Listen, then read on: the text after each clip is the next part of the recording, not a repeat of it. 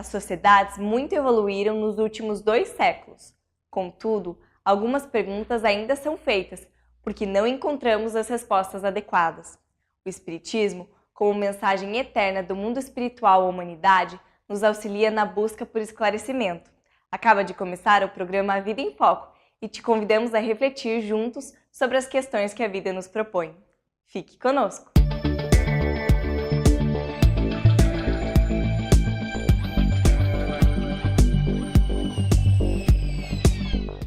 Para a nossa evolução enquanto espíritos imortais, devemos desenvolver inúmeras virtudes e, pouco a pouco, deixar de lado nossos defeitos. Mas, podemos dizer que há uma virtude principal a ser conquistada? Cosme Massi responde a essa e a outras perguntas na entrevista de logo mais. A Vida em Foco traz também curiosidades, crônica, o Espiritismo esclarece e, fechando o nosso encontro de hoje, mais reflexões sobre a doutrina espírita e os ensinamentos de Jesus. Você é o nosso convidado. Fique conosco. A seguir, a crônica da semana. Tem-se notado uma forte campanha dos espíritas contra o suicídio. Você já refletiu por que uma religião que prega a imortalidade da alma e a reencarnação é tão contrária ao suicídio? Primeiramente, é preciso entender que, acima de tudo, o Espiritismo valoriza a vida. Valoriza a grande oportunidade que Deus concede ao indivíduo de reencarnar. A reencarnação é uma grande chance que o indivíduo recebe para o seu auto-melhoramento. Quando renasce, recebe um corpo aprimorado para desempenhar as atividades necessárias à sua evolução espiritual. Planeja, antes de nascer, acontecimentos e oportunidades que o farão mais forte e virtuoso. Portanto, uma dificuldade, por mais complicada que pareça, foi planejada a fim de aprimoramento. As vicissitudes da vida material fortalecem um espírito que é eterno. Quando o reencarnante opta pelo final da vida, ele opta por desistir de melhorar-se. Faz um adiamento da sua evolução. Se uma pessoa tem algo a aprender, desistir da experiência não elimina a necessidade do aprendizado. Pelo contrário, ele só retarda o processo. Pense, como é chegar no plano espiritual e ter a consciência pesada de ter desistido de fazer algo que era para o seu próprio bem. Natural será o desejo de retornar à vida e viver o mesmo contexto. O indivíduo que deseja a morte, não poucas vezes, deseja se livrar de um sofrimento. Mas, se o espírito é eterno, não morre, porque o que morreu foi somente o corpo, ele leva consigo as angústias e desilusões que não são do corpo, e sim da alma. Portanto, matar o corpo não encerra as angústias que são do espírito. Em outros casos, é o desgosto pela vida que o leva a tal intento.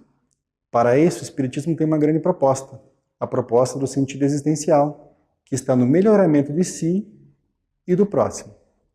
Se a ideia do suicídio tem lhe assediado, procure ajuda. Ajuda médica para que possa deixar o funcionamento da mente em perfeitas condições, ajuda da família que está contigo nessa proposta de melhoramento e ajuda do centro espírita, que pode lhe dar um novo sentido para a vida. Vai lhe ajudar a superar os desejos materiais e colocar o foco no seu verdadeiro ser, que é imortal e foi condenado a ser feliz. A Vida em Foco traz assuntos do cotidiano que são de seu maior interesse. E hoje não será diferente. A entrevista de hoje questiona: qual a principal virtude? Acompanhe! Olá, que bom que você está conosco.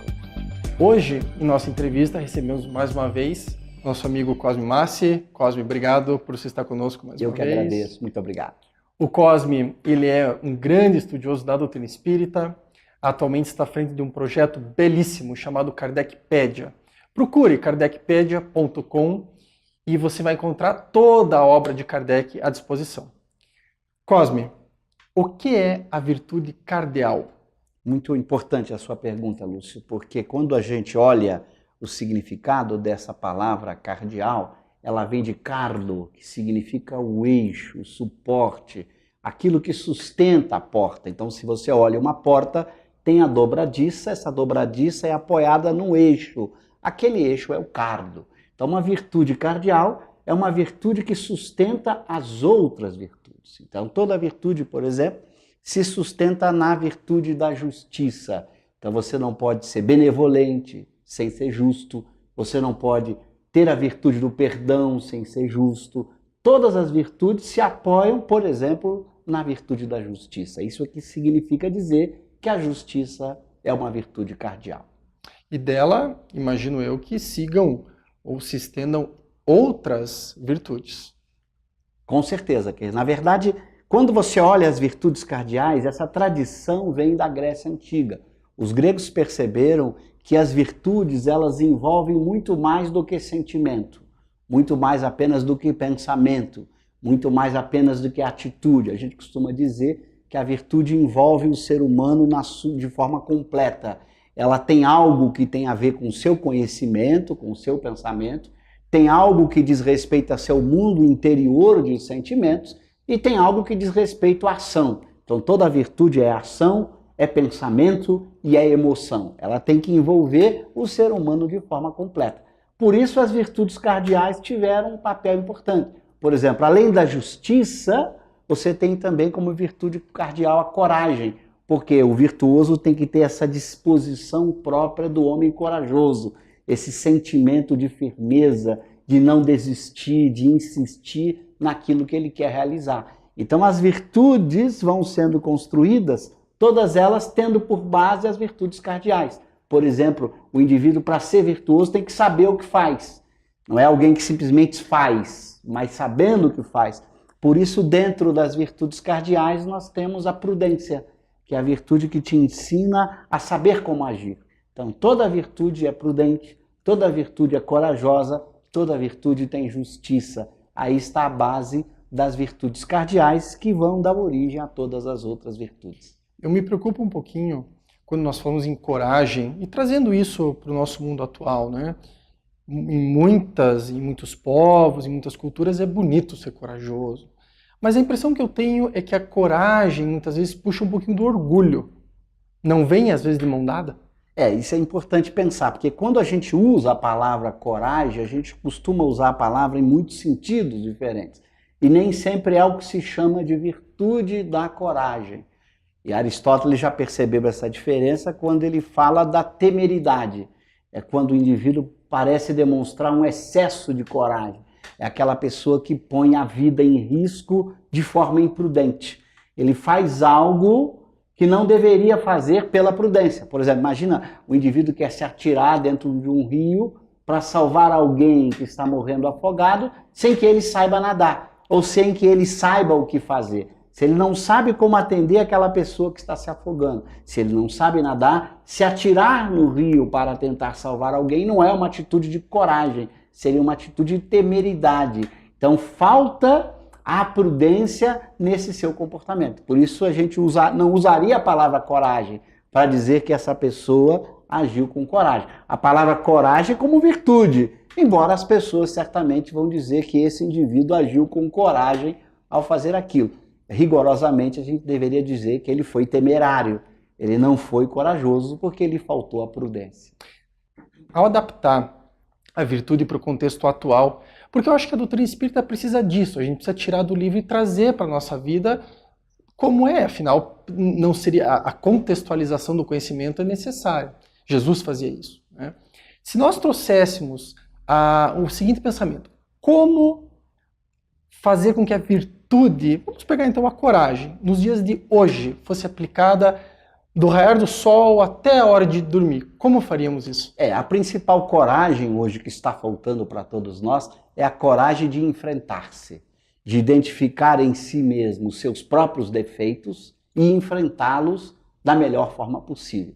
Então não é a coragem na competição com o outro, não é a coragem no enfrentamento do outro, é a coragem no enfrentamento de si mesmo, combatendo o ciúme, a inveja, a mágoa, a raiva, o ódio, o egoísmo. Esta coragem de olhar para dentro de si, encontrando em si mesmo defeitos, imperfeições morais e ter a disposição corajosa de enfrentar-se. Eu diria que é essa a principal coragem que está nos faltando hoje. A gente vigia muito a vida dos outros, a gente toma muito conta da vida alheia e se preocupa pouco em enfrentar-se. Eu acho que isso talvez seja um dos elementos de coragem que mais nós estamos precisando vivenciar. A coragem de lutar contra os próprios defeitos. Eu tive a oportunidade recentemente de conversar com uma psicóloga, colega de trabalho, e ela me disse que a grande dificuldade que os pacientes têm é não assumir, não exatamente culpa, mas a responsabilidade pelos seus atos. O grande problema é fazer com que a pessoa entenda que a colheita no futuro é dela. E, naturalmente, as pessoas precisam se conhecer. Bem, eu gostaria de abordar esse tema, autoconhecimento, um pouquinho mais na segunda parte. Ok? Fique conosco. O intervalo é breve. Logo retornaremos com o segundo bloco da entrevista. Até já!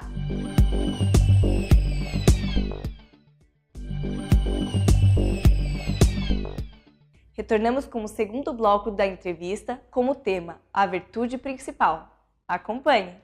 Voltamos. Ao meu lado, Cosme Massi. Cosme, antes do intervalo, a gente estava falando sobre virtude, falamos sobre coragem, e no finalzinho a gente acabou falando sobre a coragem de se conhecer. Autoconhecimento é difícil, é uma bandeira da doutrina espírita.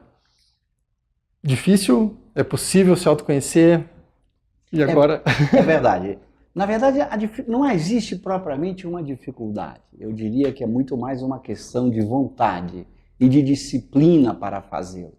Allan Kardec, no Livro dos Espíritos, todo mundo que nos acompanha, a gente já falou disso algumas vezes, no item 919 do Livro dos Espíritos, ele propõe um método muito simples. Santo Agostinho, o espírito que responde a pergunta, que é o método de você perguntar, fazer perguntas para você mesmo, examinar o seu dia, olhar para dentro de si no final da noite, para o dia que você acabou de viver. Veja, não é nem um processo de você ficar olhando a sua vida inteira, não é isso. Você chega durante a noite antes de dormir e se dedica alguns minutos para olhar para aquele dia, identificando naquele dia defeitos, imperfeições, aquilo que você fez que está lhe incomodando, que a consciência de alguma maneira está acusando que você foi agressivo, foi egoísta, que você agiu de forma equivocada com alguém.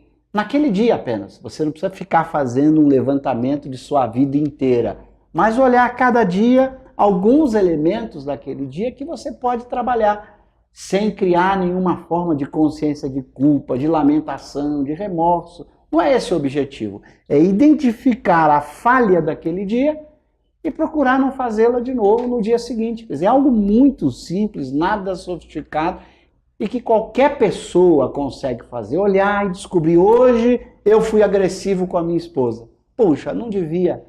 E amanhã não voltar a ser agressivo novamente. Algo bem simples. Bem, naturalmente, algumas pessoas, e a quem nos assiste, deve pensar assim, puxa vida, mas e essas pessoas que são muito violentas, são criminosos, jamais farão esse tipo de raciocínio.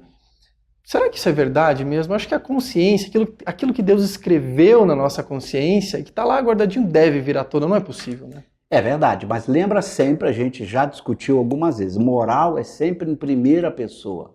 Eu não tenho que me preocupar com o que os outros estão fazendo. Eu tenho que me preocupar com o que eu estou fazendo.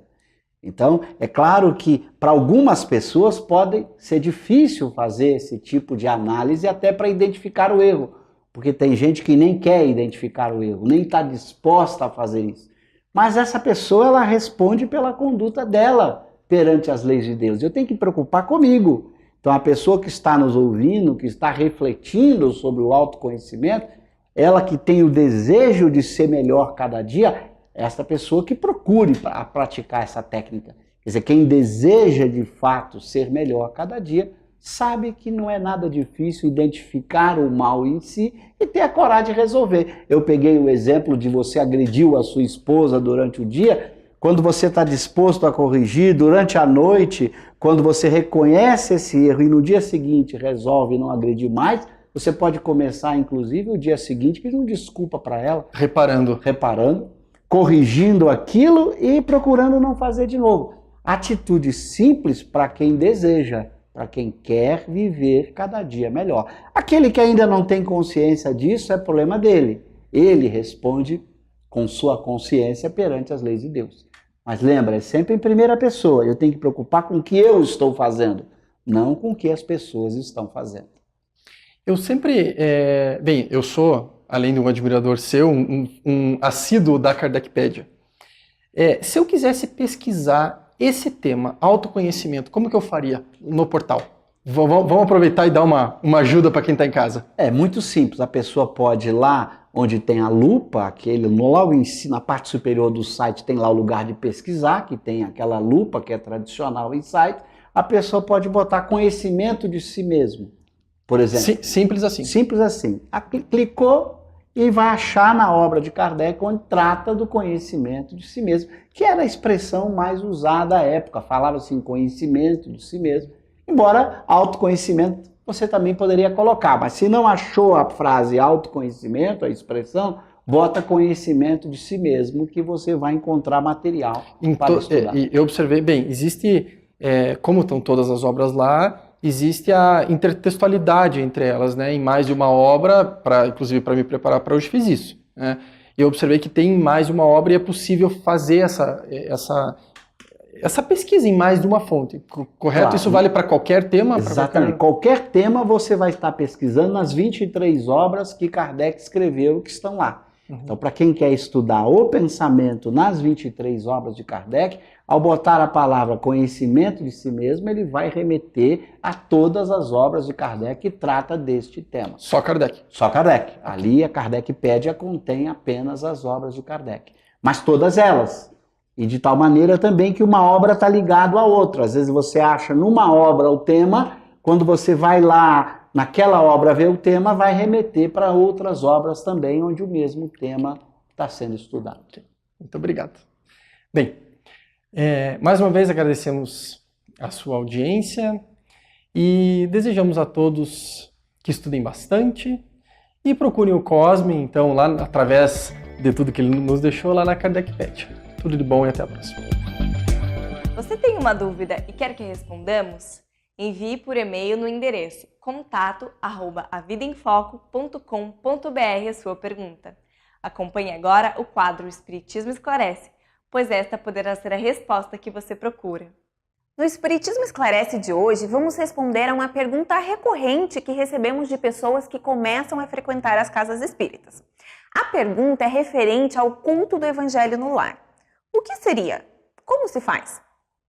O culto do Evangelho no lar é uma prática de oração e reflexão no lar entre aqueles que ali convivem. Normalmente é a reunião da família em torno de leitura edificante, meditação e prece.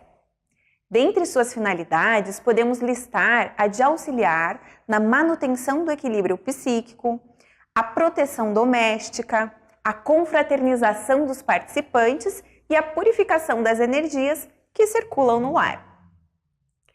Em geral, separa-se água para fluidificação, faz-se uma leitura inicial preparatória de um livro de mensagens, uma prece inicial, uma leitura da obra O Evangelho segundo o Espiritismo, comenta-se as leituras para extrair reflexões proveitosas e faz uma prece final, após a qual bebe-se a água fluidificada. Determina-se previamente um horário e dia da semana específico que atenda à possibilidade de todos os participantes, quando se reunirão em ambiente organizado e sem a concorrência de aparelhos eletrônicos, salvo alguma música de enlevo ou mensagem doutrinária de inserção pertinente. A duração do culto é variável, não sendo recomendável que exceda 45 minutos. As crianças devem participar dessa reunião, sendo recomendável a utilização de livros espíritas infantis, bem como que não seja muito longa a sua duração, por exemplo, 15 minutos. Caso você more sozinho ou seus conviventes não possam ou não queiram participar, é possível e muito proveitoso que se faça essa atividade para receber a visita dos bons amigos espirituais, os quais aproveitam tais ocasiões para nos prestar auxílio. Não se recomenda que haja manifestações mediúnicas durante a realização do Evangelho no lar, vez que não se trata do ambiente propício a tanto. Se você estiver recebendo visita no dia e horário do Evangelho no lar, convide-a para participar. Muitas casas espíritas possuem equipes de implantação e acompanhamento do culto do Evangelho no lar, como uma forma de apoio ao início da rotina familiar e esclarecimento de eventuais dúvidas. Do livro Jesus no Lar, psicografado por Francisco Cândido Xavier e de autoria do espírito Neio Lúcio, colhemos a informação de que, na casa do discípulo Simão Pedro, foi implantado o primeiro culto cristão no lar, por ninguém menos do que o próprio Mestre Jesus. Alberto Almeida nos traz momentos de reflexão com o quadro Espiritualidade em Gotas. Fique conosco! Existem demônios? Há demônios no sentido que se dá a essa palavra? É a pergunta 131 de O Livro dos Espíritos.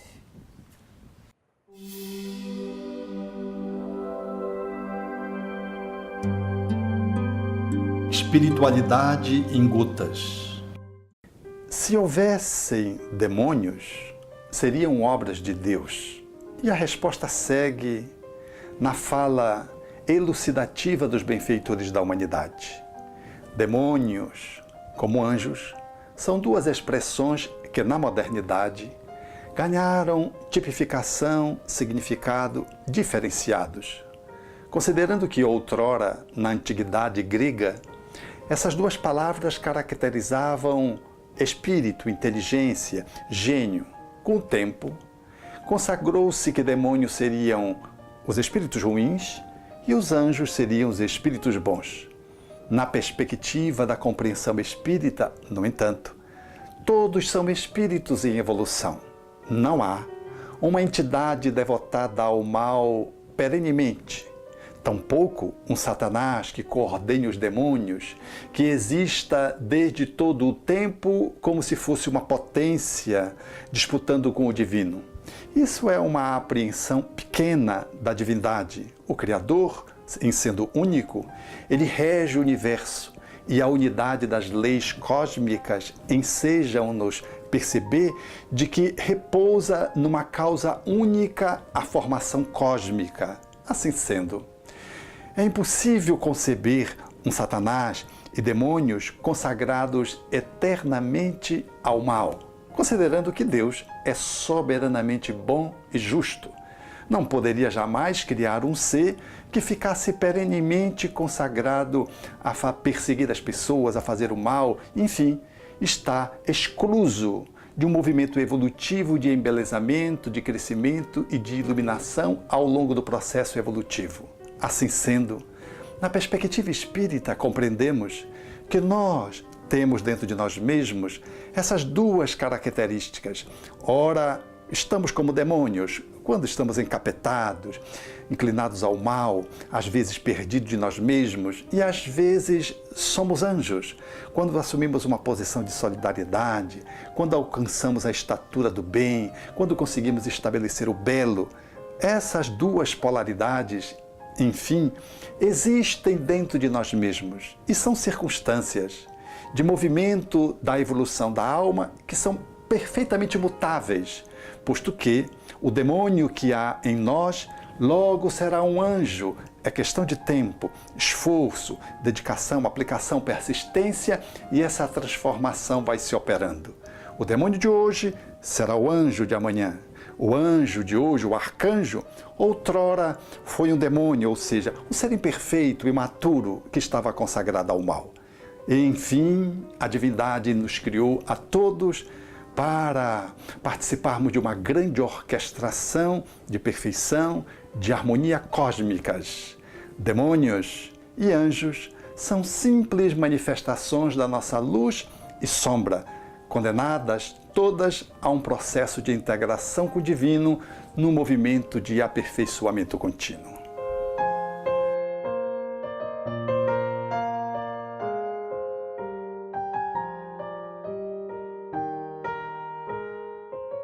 Obrigada pela sua companhia. A Vida em Foco volta na semana que vem com mais novidades.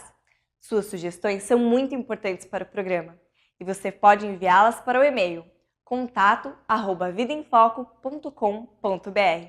Acessando o site www.avidaemfoco.com.br, você encontra todas as edições anteriores. Aproveite para rever as entrevistas e também os outros blocos do programa. Desejamos uma ótima semana e até o próximo A Vida em Foco.